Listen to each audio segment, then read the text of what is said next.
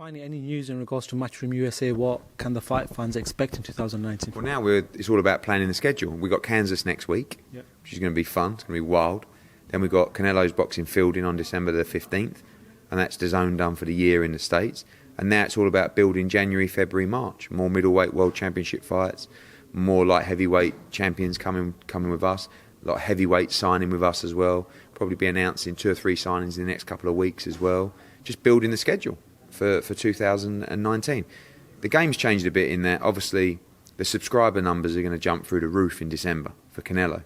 So it's really about making sure that that front end of the schedule, January, February, March, gives subscribers great value for money when they're staying on. Canelo is free to watch. You get your month's free subscription and then you're paying. So we need to make sure that January, February, March is stacked with content and great fights. April we'll see Joshua. May we'll see Canelo again. And we've got to give fight fans lots to look forward to.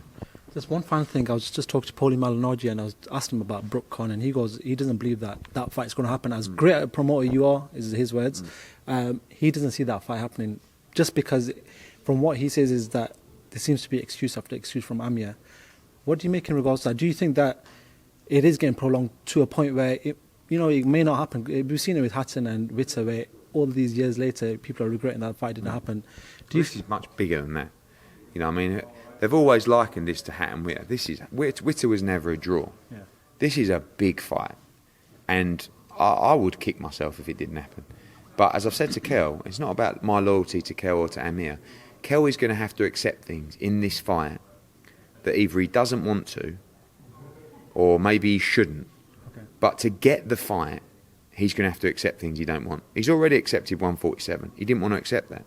Amir wants a rehydration clause. At the moment, Kell hasn't accepted that. He'll have to accept it if he wants this fight, or Amir will have to back down. So all I can ever do is present a deal to a fighter and say, if you accept these terms, you have the Amir Khan fight. And that's how it'll be with Kell Brook, because I do think Amir is looking at other options.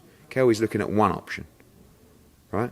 And I think Kell probably wants this fight more than Amir, because Amir does have some other options. So naturally, he's going to want this fight. Yeah. But, on the deal, on the weight, maybe on the rehydration, he's going to have to do things that he doesn't want to do. But I think it would taint... It's gone from like a loss to Brook would taint Amir Khan's legacy to, if Amir doesn't fight Brook, it's going to taint his legacy. Do you know what I mean? So actually, he's better off now, Amir, I feel, giving the fans what they want. Coming out and saying, look, I could fight Pacquiao or I could fight Spence, or I'm going to give you what you want. That's how I would spin it off. Because if he doesn't fight Brook, even after everything he's done, I do think it's going to affect his legacy in this country. And he doesn't deserve that, because he's been an unbelievable servant of the sport. So we'll see.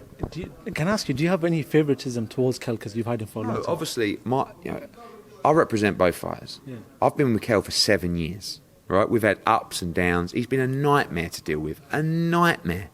People don't know the half of it. But I'm very fond of Kell Brook. I want to deliver this fight for him.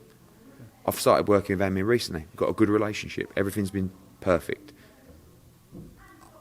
Sometimes Kell will say to me, I see him in interviews, Eddie, I've been with you a long time, where's your life? I can't convince Amir to do things he doesn't want to do. I will get the best deal for you and present it to you, and then it's up to you. And then if you don't like certain things, I've got to go back to Amir and say, mate, if you do that, then it's on. This is how it works. It's a negotiation. I do it every day. But sometimes people will make it difficult and someone won't accept it, and then it's about pride and ego. And my advice to Kell is, make the fight on any terms you need to, subject to things that might affect you in the fight. So if that's the rehydration clause and you think you can't win the fight if he makes you rehydrate, don't take the fight. But you've done it before, and the argument is, he's done it before. And the argument for the other side is, but that was for an IBF world title. It's not for a world title. Why should I do that? And then we'll say, that's the terms. Up to you. Right. So. Well, Eddie, I've taken 22 minutes of your time. There you go. Gone through a lot. So thank you very much for talking to FightHype.com, and we'll see you tomorrow. Okay. Thank you.